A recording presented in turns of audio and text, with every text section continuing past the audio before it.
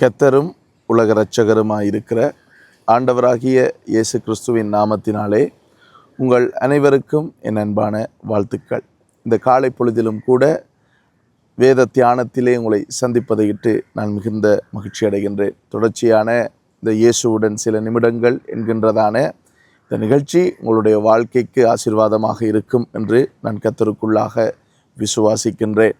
இயேசுவுக்கு இன்னும் ஒரு பேருண்டு, தேவனுடைய வார்த்தையானவர். ஆகையினாலே கர்த்தருடைய வார்த்தையின் மூலமாக கர்த்தரை குறித்து நாங்கள் தொடர்ச்சியாக தியானித்து வாசித்து அறிந்து கொண்டு வருகிறோம்.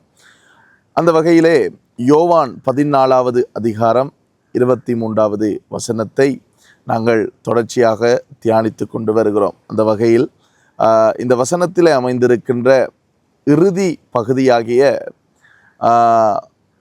வசனம் சொல்லுகிறது, நாங்கள் அவனிடத்தில் வந்து அவனோடைய வாசம் பண்ணுவோம் என்று ஆண்டவராகிய இயேசு கிறிஸ்து சொல்லுகிறார். அதாவது இந்த வசனம் எப்படி அமைந்திருக்கிறது என்றால் நீங்கள் பரிசுத்த வேதாகமத்திலே வாசித்து பார்க்க முடியும். ஆகையால் ஒருவன் என்னிடத்தில் அன்பாயிருந்தால் அவனின் வசனத்தை கைக்கொள்ளுவான், பிதா அவனிடத்தில் அன்பாயிருப்பார், நாங்கள் அவனிடத்தில் வந்து அவனுடைய வாசம் பண்ணுவோம் என்பதாக. இந்த இடத்துல இன்றைய நாளிலே நாங்கள் என்கின்ற சொல்லை குறித்து கொஞ்சம் ஆழமாக உங்களோடு பகிர்ந்து கொள்ளலாம், தியானிக்கலாம் என்று சொல்லி நான் விரும்புகிறேன். இந்த இடத்துல இயேசுவானவர் சொல்லுகிறார். இயேசு பொய் சொல்லுகிறவர் அல்ல, அவர் மனுபுத்திரரும் அல்ல, அவர் மனுஷனும் அல்ல பொய் சொல்லுவதற்கு.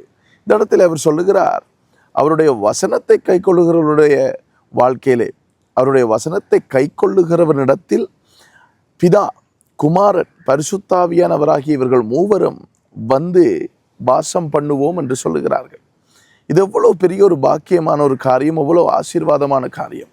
கர்த்தருடைய வசனத்தை கைக்கொள்ளுகிற நீங்கள் அறிந்து கொள்ள வேண்டிய ஒரு உண்மை என்னவென்றால், பிதாவும் குமாரனும் பரிசுத்தாவியானவரும், பிதாவும் பிதாவாகிய தேவனும் வார்த்தையான குமாரனும் பரிசுத்தாவியானவரும் உங்களிடத்தில் வாசம் பண்ணுகிறார்கள்.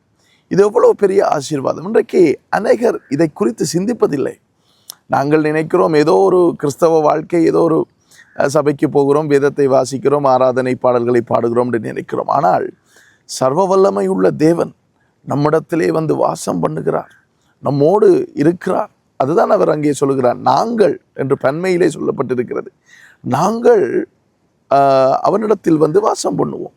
இது எவ்வளோ பெரிய ஆசீர்வாதமான காரியம் என்று நீங்கள் சற்று சிந்தித்து பாருங்கள். இந்த வசனத்தை எடுத்து வாசியுங்கள். கர்த்தர் அவருடைய பரிசுத்தாவியானவர் மூலமாக உங்களோடு பேசுவார்.